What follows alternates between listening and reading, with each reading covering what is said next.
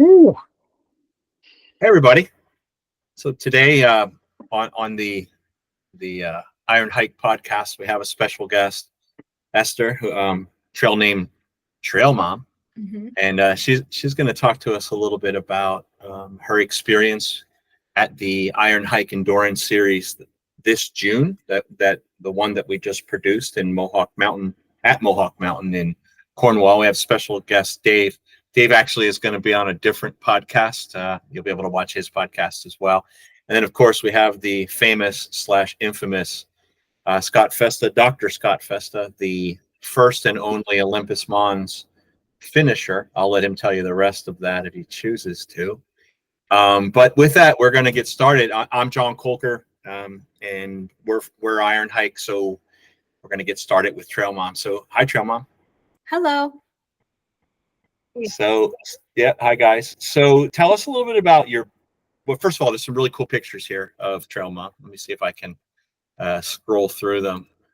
Yeah, so this is her running. She did a lot of running in this event, checking in. Lots of cool running photos. There's her exhausted at the fire pit at one point. And yeah, so that's her placing possibly her last token and then getting ready to get hugs and a medal. There she is with her finisher's medal. So let me unshare that so we can see each other. Bear with me for a second. All right, and there we are. So with that, tell us a little bit about how you got into endurance events and kind of your backstory, if you don't mind. Yeah, sure. So I am in my 50s, and I've struggled with weight my whole life.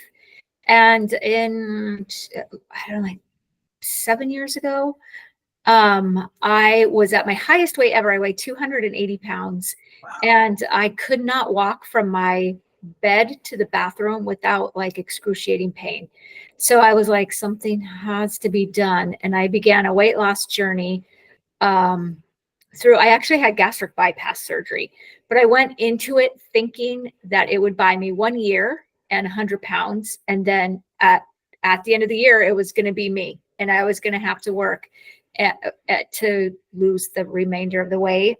So I did. So I had the surgery. It went very well for me. It was very successful. And about a year after surgery, I felt something in my stomach, and I was like, what is that? And I realized it was hunger.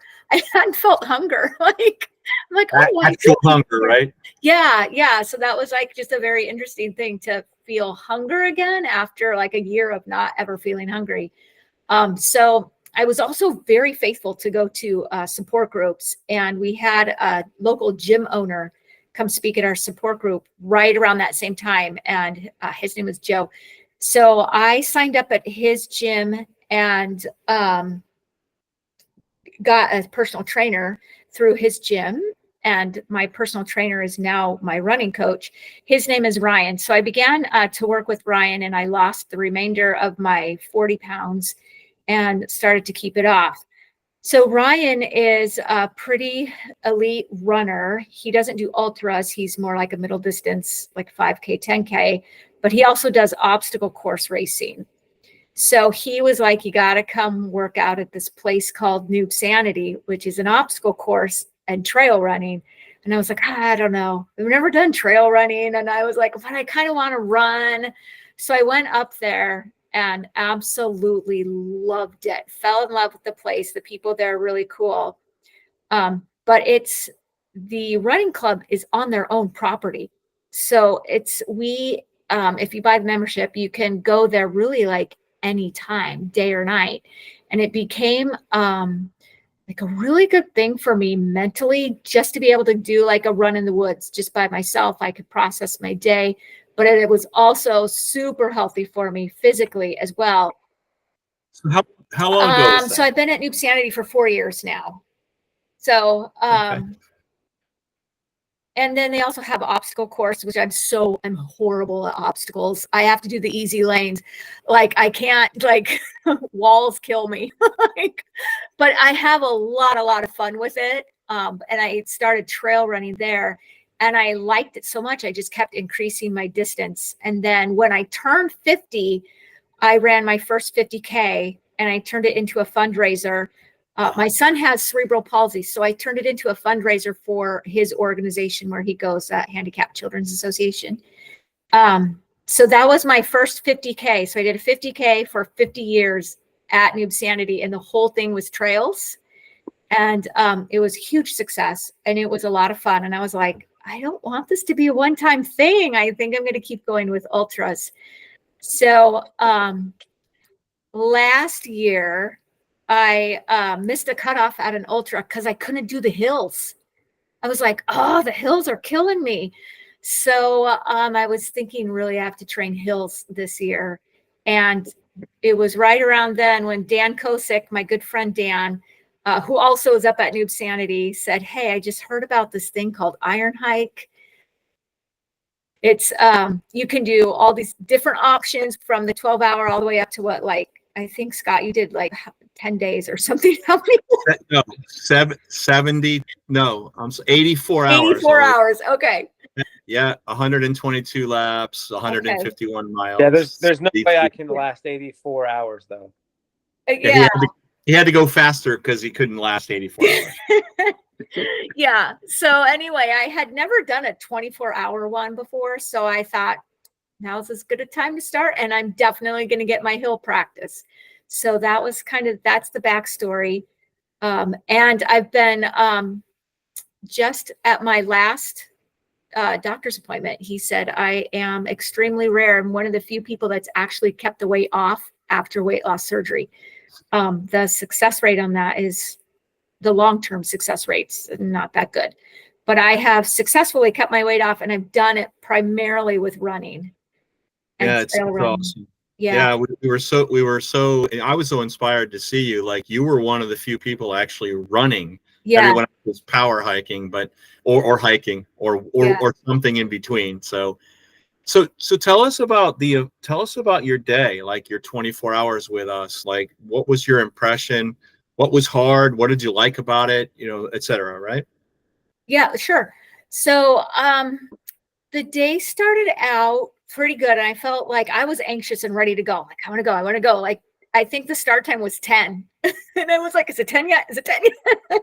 Yeah. So, but once we got started and I kind of just fell into my groove, started up the hill, there was a couple people from the 12-hour that we were kind of staying together and really supporting each other and encouraging each other. And then, it gets a little tiny bit harder every time you go up the hill. And just kind of kept working through the day. I think I wasn't 100% sure what my strategy going in was, because I'd never done a 24-hour before, and it was only at like a 1.2 mile loop, right? Yes. Yeah. And it's just up and down. So I ended up doing 3 laps, and then I would rest, and then 3 laps, and then rest. And that seemed to work really well for me. And then I know Dave was there, and he was super fun, and he would encourage me And then, so the atmosphere is so supportive, and everyone's out there doing it together, and everyone is fun and funny. Scott's hysterical. It's just a really great community. And if you get tired, everyone else is tired. And I just lost my train of thought. So it went really well during the day. There was another guy who was like, I'm going to sleep through the heat of the day and then just do my laps overnight. And I was like, oh, that would have been a really smart idea. I should have thought of that. But it was already like 6 o'clock at night by the time he was talking to me about that. So tell me about tenting and trekking at night, and how did you manage that? And also about the amenities, like the food and the facilities, for example, right? Okay. So I tented right at the bottom of the hill. So that's very convenient, but also I knew if I went into my tent at night, I was going to fall asleep and not come back out. So I did not sleep I didn't sleep in my tent during the actual 24 hours. So I did fall asleep by the fire overnight, and I think Scott was there, and there were a few of us just kind of hanging out by the fire. So I probably took like a 1 hour break in the middle of the night by the fire and kind of just slept. I had a hard time keeping my body temperature stable through the night hours. So sometimes I had like a jacket on, sometimes I didn't, and sometimes I was by the fire, and sometimes I was wrapped in a Mylar blanket. And it was just like, Yeah, and so Mohawk's interesting because like halfway down, it gets cold because the cold air comes sliding off the mountain during the night. And like it was weird that the top was warm and the bottom was colder all night. Yeah. Did you hallucinate? Like I heard you were hallucinating. Yeah. So toward the end, I don't know, it was probably like 5, 6 in the morning.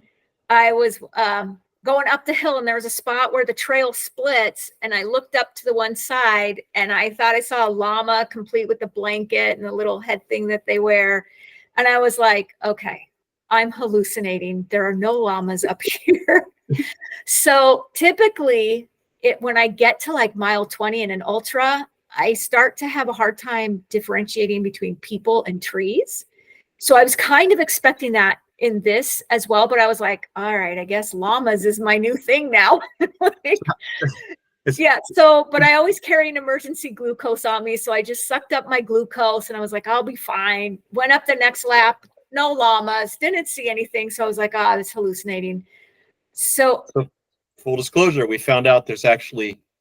Yeah. So I was going to say, so after I was done running, the EMTs, because there's EMTs right there on staff, they came over to see how we were doing. And John was like, Esther's hallucinating. She's seeing llamas. And the guy's like, no, there's really llamas. And I'm like, no, there's not. And he's like, no, for real. The neighbors have llamas in like a local circus or something, and they walk them up on top of the hill during the early mornings. So I was like, I wasn't hallucinating. There really were llamas. I was worried about you. And when ski patrol and the medical staff came over, I said, you might want to talk to her. She's hallucinating. How many miles was it? How many miles did you end up doing? I don't remember. I think it was like 25, maybe 26. It was definitely more than a regular marathon. Yeah, it was more than a regular marathon, but it was not quite a full 50K. I think it was 27. 27. I'd have to check my Strava. Mm-hmm. So. All right. Yeah. There's just down the road, right? There's a spot where they house and care for circus animals, right? Yeah. So like to see for various different shows, I suppose, like if you're a little carnival and you're like, yeah, I need some rhinoceroses or whatever, they give you rent them out. I don't know, but it's I like when they say like there's a llama, I'm like, but yeah, I'm surprised. Like, we didn't see a hippo or rhinoceros or that's crazy because you're in the middle of Connecticut, and so that's Yeah, it was.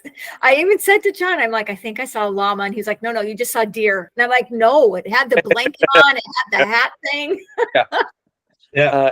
And then talking about like support and like, when you're tired, we're all tired and everyone's tired together. And we're all just sucking all together. I remember looking at Dave and I'm sitting down I sat down just for like a little Snickers or a little something. And like, go back up. I'm like, all right, I'll go back up with you. Like, oh God. And then we trudged up together and trudged down together, and but it's nice because you're not the only one. Everybody is sucking, and everybody is like, come on, buddy, you got one more. So it's really nice. Yeah. Dave, speaking of Dave, I actually forgot my sunglasses, and Dave gave me an extra pair he had. So that was really nice too. I do remember that. Yeah. So what would you tell anyone who's considering doing this like that? So our demographic's interesting. We're about half hikers, half runners. And so if you look at the people who are interested in us, that are following us, that are signing up to come out and hang out with us and do this, half of them are runners and the other half are hikers. And within that, there's the whole spectrum, right? There's people that like hiking a little bit, and then there's long distance hikers that have done through hikes. And then in the running world, you've got people who like to run 5Ks all the way up to the registration for this October has a lot of well-established ultra athletes that are trying to run Olympus Mons.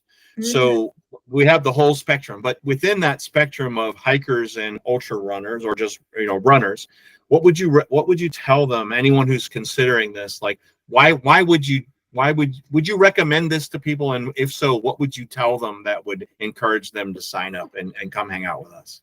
Yeah, I would definitely recommend it, because there's just something about being with a community of people that have the same goal and the same purpose. It might be a different race, but you're all out there working together. You're sweating together. You're crying together, like blood, sweat, and tears, right? You know, but you're also, there's camaraderie, but you're also getting an incredible workout.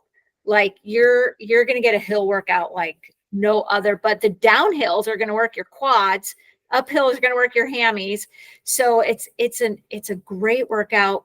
Plus, it's just nice to, like, it's such a badass thing to do, right? You can be like, dude, I did 24 hours on a hill, like nothing but hills. So, yeah, it's a great thing to do. I would do it again. It's great hill training, great camaraderie. You guys Dan's coming in a couple weeks in October. You're going to love him. He's great. Yeah, Dan Kozik, right? I think he holds a couple of adaptive athlete world records. So I can't wait to meet him. And he is he's in our, so the story with Dan is he reached out to me and said, do you have an ambassador program? I said, no, we don't. He said, well, I used to be an ambassador for Spartan and they ended their program. And so I'm Googling him, right? And I'm seeing world record holder. I'm looking at and I said, we don't have an ambassador program, but we can start one right now. Yeah. And so he's like, yeah, that's great. So we started an ambassador program and Dan became our first ambassador. He just confirmed that he's coming in October. So I'm excited to meet him. Oh, okay. Yeah. Yeah. So I just want to say one thing. You said a race, and a lot of ultra marathoners are going to call this a race, but this is not a race, right? Oh, you're right. I'm sorry. That's okay. No, it's okay. So it's so different in that it looks like a race, it smells like a race, you get tired like it's a race, but it's you against you against the mountain, and you alone together with everyone else, right? Yeah. And so what's really cool about it is you're not really competing. There's no podium. There's no first, second, third place. You're just trying to do something that you've never done before. And what's exciting about it is, like, for some people, that's 3 laps up and down a mountain with 3 friends in a 15-mile day. For other people, it's Olympus Mons, possibly the most aggressive elevation profile of any ultra in the world. It surpasses the Barkley marathons that are at 60K. What Scott did is at 72K plus in 60 hours. So we've got, like, one size fits all. Like, there's something for everybody, right? And that's what's really exciting about it. Like, they're up and here in October, there's going to be people at the very far end of the spectrum that are amazing athletes, like Quadzilla, for example, who's a triple crowner. Right. And then you're going to have my wife and her girlfriends that are just out having a fun 15-mile day, 3 laps each, all in the same place, all kind of getting after it together, and all with the same goal. And that goal is, I want to do something harder than I'm used to doing, right? Which is different for everyone. So. Yeah. This was definitely harder than I was used to doing. Yeah. Well, we were glad to have you. We want you to come back. I know you have some obligations in October, right? Yep, I can't do October, and I haven't settled on my schedule yet for next year, but I will sit down with my coach and figure that out and definitely let you know. We'll always save a spot for you, Esther. Yeah, thanks. Such a great event. Yeah. Also, of all of the races and stuff I've ever done, best bathrooms. Yeah, they're actual bathrooms in a building. No bathrooms. There's no outhouses. Yeah. Did you use the improvised outdoor shower? I did. I loved the outdoor shower too. That was pretty cool. So. And what about the bling? What'd you think of the bling? Yes, I love the bling. The bling was great. Oh, I should have worn my hat. I was wondering. You earned an orange hat. Where is it? It's at home, and I'm in my office. So. Okay. And what about the medal? You like the medal too? I did. I love the medal. The cookies were super great.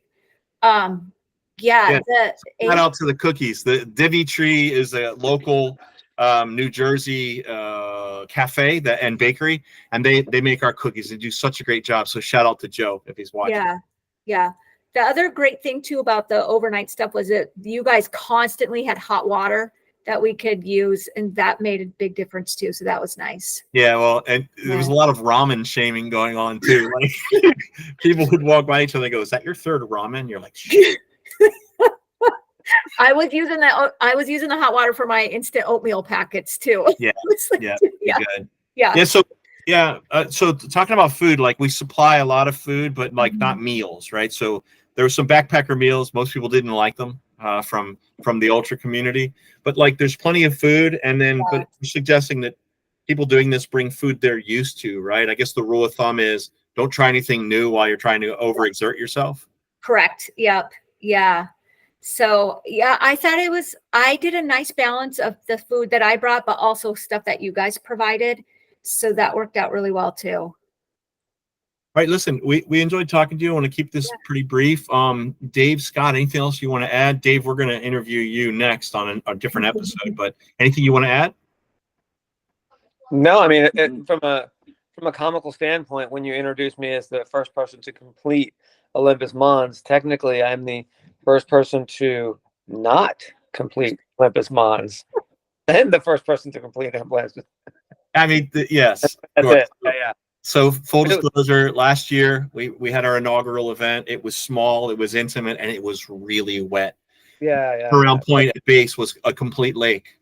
And Scott did the best he could, but I remember him coming into the headquarters area where the restrooms are. And he took off his shoes. Had blisters on blisters.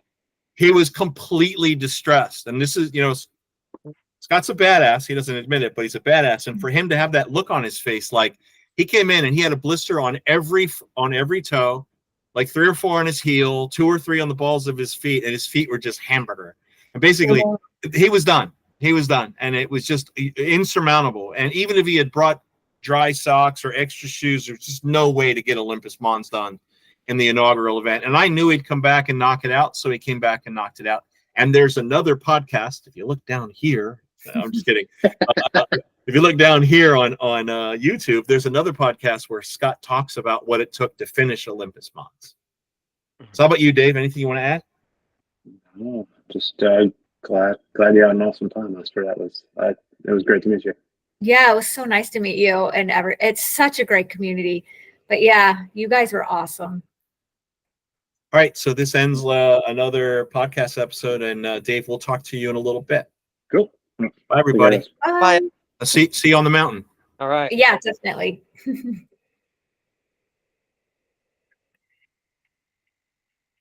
All right, I guess.